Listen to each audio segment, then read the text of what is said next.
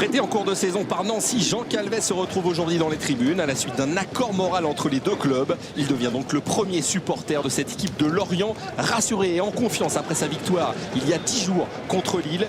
Les Bretons se montrent les premiers dangereux sur ce centre-tir de Jallet qui termine finalement sur la barre transversale. Gregorini surpris mais bien heureux de voir ce ballon passer juste à côté. Il pleut et il pleut fort sur le stade Marcel Picot. Et Lorient va souffrir à son tour avec cette accélération de Dia. L'intervention d'Amalfitano averti. Carton jaune pour Amalfitano. Dia qui posera énormément de problèmes à cette défense. Le coup franc de Gavanon et l'intervention d'un défenseur nancéen pour le premier but du match, mais au ralenti. On se rend compte finalement que c'est Saifi du bout du crâne qui glisse ce ballon dans ses propres buts.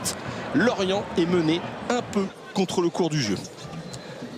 Les Lorientais sont très joueurs à l'extérieur. Ils vont réagir avec un nouveau ballon en profondeur pour Gamero. L'accrochage avec Wadou, le défenseur marocain. Anéantissement d'une action de but. Philippe Maluge exclut logiquement le défenseur de Nancy sur cet accrochage. Et bien Gamero va réussir à passer son corps devant le Marocain. Nancy qui s'apprête à jouer bien une bonne partie du match en infériorité numérique. À la mi-temps, un seul mot d'ordre pour Lorient, attaquer. Vairua replacé meneur de jeu, mais à la surprise générale, c'est Nancy qui se montre dangereux sur ce nouveau coup franc de Gavanon. C'est Joël Samy qui marque son premier but en Ligue 1. Un ballon cafouillé, mal dégagé et un geste d'attaquant pour ce défenseur. Il se souviendra longtemps de ce premier but en Ligue 1. Désormais, c'est tout pour l'attaque du côté des Bretons avec ce ballon de Gamero et finalement l'intervention de Gregorini, toujours décisif. Depuis 6 matchs, il n'a pris que 2 buts. Lui qui remplace Brasiliano à merveille, fait partie des choix importants de Pablo Correa pour relancer son équipe. Nancy qui tient, Nancy qui a retrouvé ses valeurs de l'an passé. Nancy qui s'accroche avec une nouvelle occasion. La passe de Vairua pour Gamero. Nouveau duel, cette fois-ci il est remporté avec ce ballon sous la barre transversale. Et au ralenti, on voit que Gamero, lui, n'est pas hors jeu, contrairement à Saifi qui ne fait pas action de jeu. Le but est donc valable et Gamero qui marque son 10e but de la saison. Nouveau coup franc de Gavanon, la tête de Hadji sur la barre transversale. Le match devient fou parce que Nancy joue le tout pour le tout, même en infériorité numérique. Il se montre dangereux.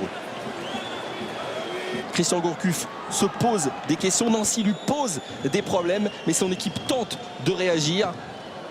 Bien aidé par Morel, Saifi, mais aussi Amalfitano sur cette frappe de loin. Gregorini se détend, il use de ses 1,94 m pour du bout des gants sortir, enlever ce ballon de sa propre lucarne.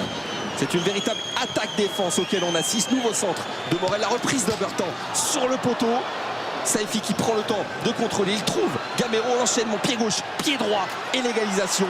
Doublé de Kevin Gamero, 11e but cette saison, lui qui est déjà le 2e passeur du championnat. Nancy a retrouvé de véritables valeurs qui avaient fait sa force l'an passé face à une équipe extrêmement joueuse, une équipe qui a quand même souffert, tout comme son entraîneur Christian Gourcuff, qui passe peut-être ses derniers moments sur le banc.